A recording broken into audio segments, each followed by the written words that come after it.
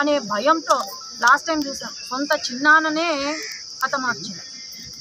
అట్లాగే ఈరోజు కూడా ఏదో ఎక్కడో బయట వ్యక్తులు పులివెందుల లోకల్ వాళ్ళను టచ్ కూడా చేయలేదు. ఎక్కడో నుంచి వచ్చిన వ్యక్తులు ఆ రోజు ఎమ్మెల్సీ గారు దెబ్బలు తగిలినాయి అని అన్నారు. ఎవరైనా దెబ్బలు తగిలితే ఎక్కడికి పోతారండి? గవర్నమెంట్ హాస్పిటల్ పోయి ఎమ్మెల్సీ ఫైల్ చేస్తారు. కానీ ఈయన ఎక్కడికి పోయినాడు? ఎవరి హాస్పిటల్కి పోయినాడు? గంగిరెడ్డి గారు మరి జగన్ గారి మామ వాళ్ళ హాస్పిటల్కి పోయినాడు. పోయి అక్కడే ఎంఆర్ఐ అక్కడే ప్రెస్ వాళ్ళని పిలిపించుకొని అంత హంగామా చేసినారు. మరి నిజంగానే ఉంటే నీతి విలువలు ఉంటే మరి ఎందుకు ఈ గుద్దులు? అలాగే మనం చూస్తే పల్లెలకు సాక్షి వాళ్ళని దింపినారు, సాక్షి వెహికల్స్ని దింపినారు.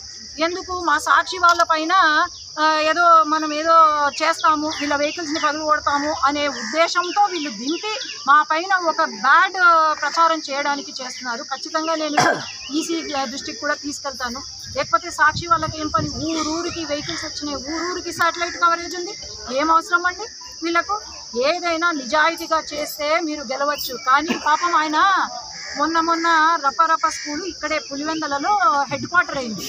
ఇప్పుడు బెంగళూరుకి షిఫ్ట్ అయింది హెడ్ క్వార్టరు. దాంట్లో ఉన్న స్టూడెంట్స్ అందరూ పాపం అల్లాడిపోతున్నారు. అందుకు పాపం ఆయనకు ఎక్కడ సపోర్ట్ లేకుండా పోతుంది. రప్ప రాజకీయాలు మీరు చేసుకోవాలి అనుకుంటే చూద్దాం. మా తెలుగుదేశం పార్టీ న్యాయం వైపు చూస్తుంది, విలువలతో కూడిన రాజకీయాలు చేస్తుంది. కాబట్టి ఖచ్చితంగా గెలిచేది మనమే. రవి అన్న గెలుస్తారు, ఇక్కడ లతమ్మ గెలుస్తారు. ఇక్కడ చెప్పి మేము తెలుగుదేశం పార్టీ జెండా ఎగరబోతుంది. ఇక్కడ గెలిచే తీర్పు.